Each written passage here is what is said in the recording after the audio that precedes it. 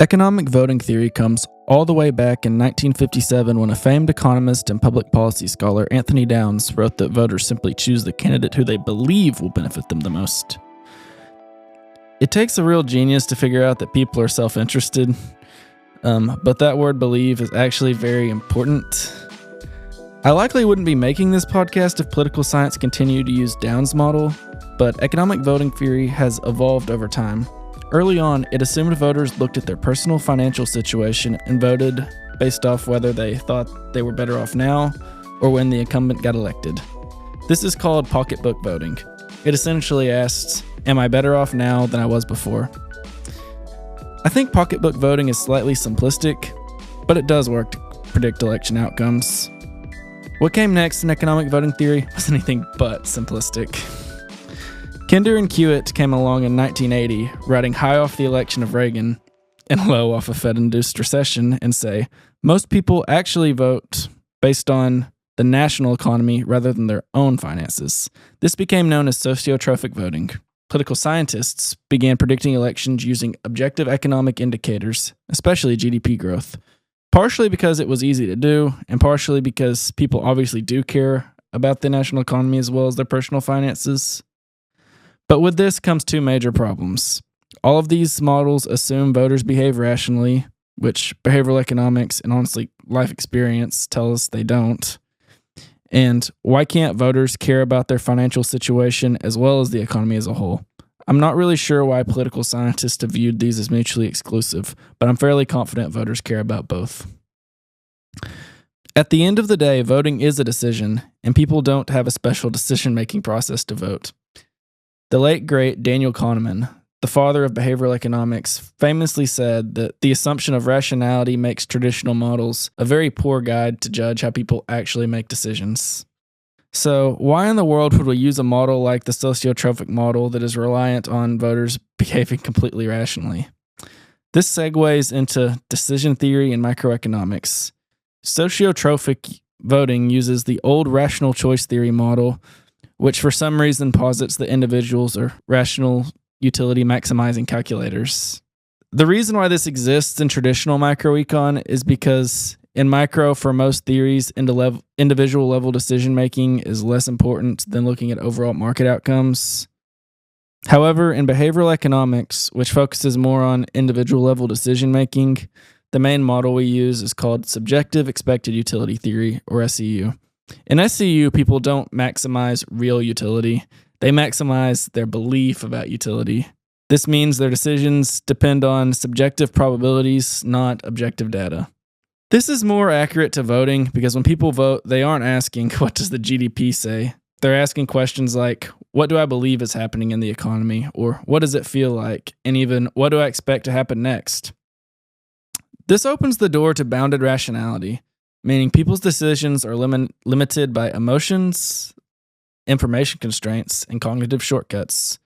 Biases like the hindsight bias, the past was better than it really was, short-sightedness bias, I want the quick win, forget long-term costs, and ambiguity aversion. I'm afraid of uncertainty, so I'm going to avoid it. These distort perceptions of the economy in ways GDP never could. That's why the research question of this study is so important. Do perceptions of the economy actually matter more for elections than the real economy?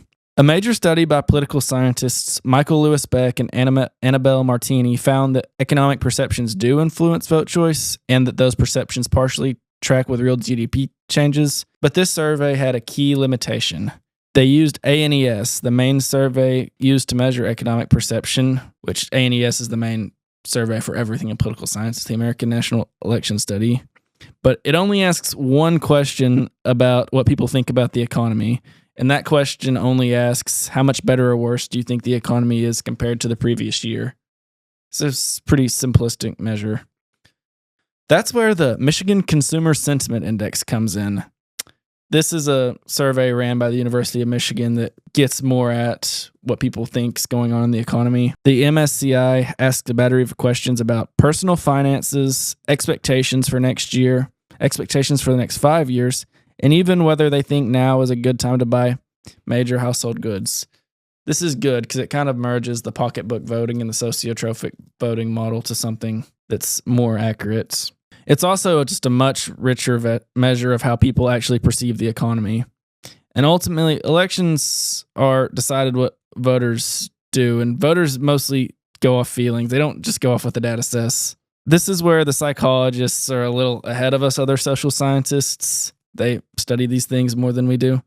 A fascinating parallel comes from a Andrew Ellis paper called Condorcet meets Ellsberg, which Condorcet was a French pre-economist, and Ellsberg is like a modern behavioral economist guy. It's not particularly important, but Ellis argues that large groups of voters do not necessarily make rational collective decisions because ambiguity, uncertainty overwhelms their ability to choose optimally. He critiqued the Condorcet jury theorem, which is like a precursor to Downs' original economic voting theory. It's like early game theory stuff.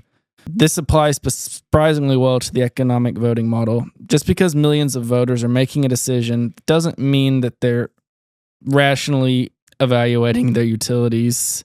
And you can't just say that overall it's going to balance out, because there's biases that the population has as a whole, and collective irrationality doesn't just balance out and become rational. Combining this with cognitive biases described by behavioral economists and psychologists that are shared by individuals makes predictions based on macroeconomic factors seriously skewed. In particular, the biases of loss aversion, short-sightedness, and defensiveness are probably really significant in the difference.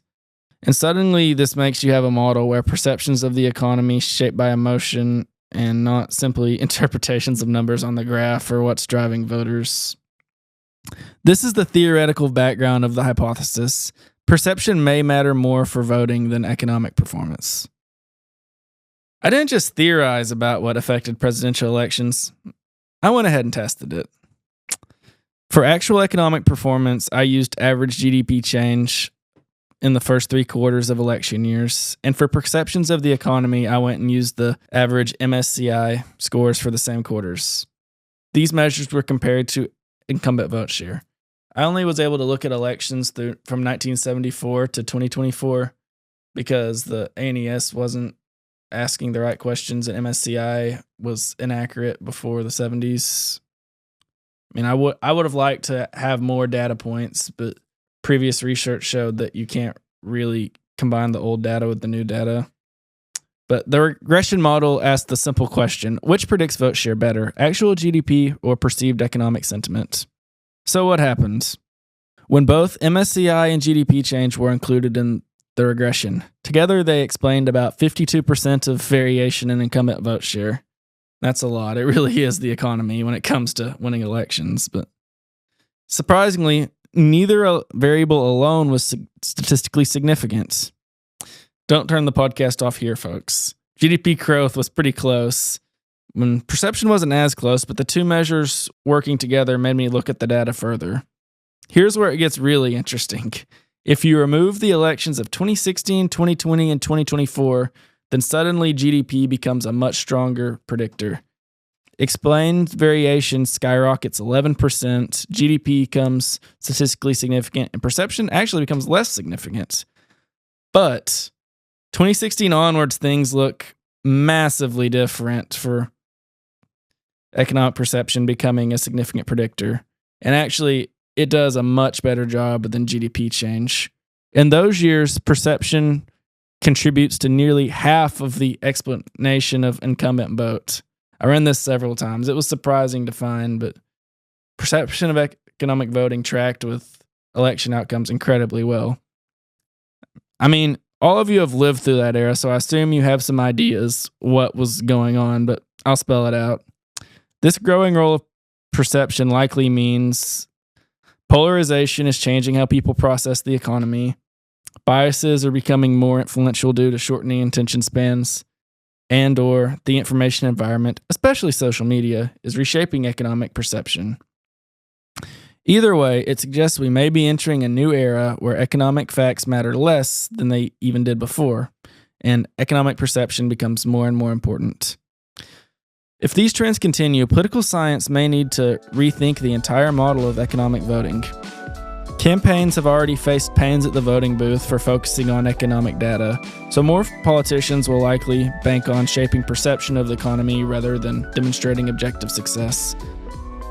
Pollsters may begin to rely more on sentiment indexes than GDP forecasts, and bounded rationality, once a critique of our economic models, may become the backbone of how we understand voter behavior. Because if voters truly vote based on what they believe, not what is, then economic voting is not just about the economy, it's about people.